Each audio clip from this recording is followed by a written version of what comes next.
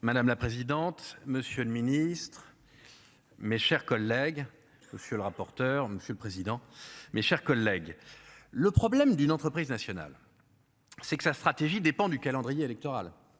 C'est une évidence qu'il me semble utile de rappeler en préambule, alors que des éloges de l'État actionnaire vont fuser à gauche comme à droite.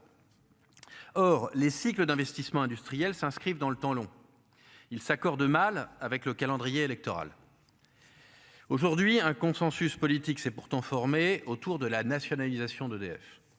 Ce point d'accord est un fait rare, car en matière de politique énergétique, l'accord est l'exception et le désaccord la règle. Depuis la Seconde Guerre mondiale, il n'y a eu que 2 grands accords historiques. Le premier, c'est le Conseil national de la Résistance. Les auteurs de la proposition de loi s'y réfèrent d'ailleurs abondamment et nos collègues socialistes saluent l'œuvre du général de Gaulle avec une ferveur qui, je l'avoue, ne laisse pas insensible. Le second accord historique, c'est le virage du tout nucléaire, avec le plan Messmer de 1974, grande année. La France s'est alors engagée dans la construction du plus grand parc nucléaire au monde. Je ne pensais pas à ça.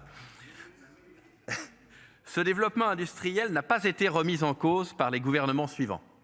Cette remarquable constance a permis à EDF de bâtir un actif stratégique hors du commun qui a très largement contribué à la prospérité de la France grâce à une électricité abondante et peu chère.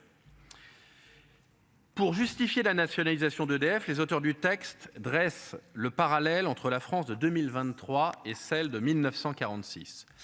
Mais à vrai dire, mes chers collègues, la situation actuelle ressemble bien plus au premier choc pétrolier qu'à la Seconde Guerre mondiale.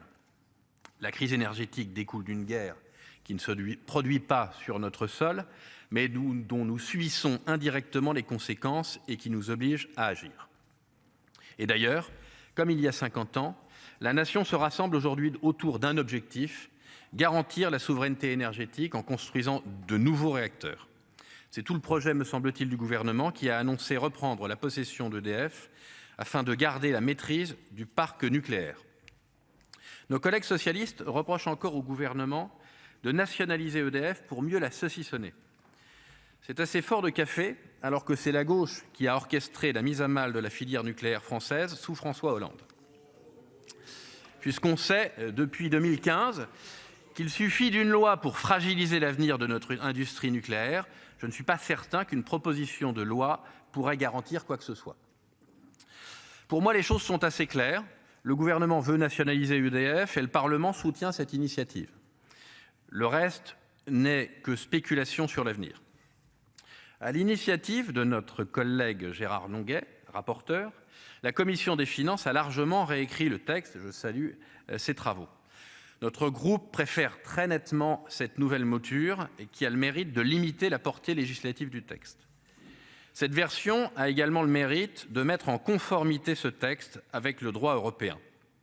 Alors que l'Europe a plus que jamais besoin d'union face à la Russie, face à la Chine, face même parfois à nos alliés américains. Il ne s'agit pas là d'un détail. C'est la raison pour laquelle le groupe se partagera entre un vote positif et une abstention. Je vous remercie.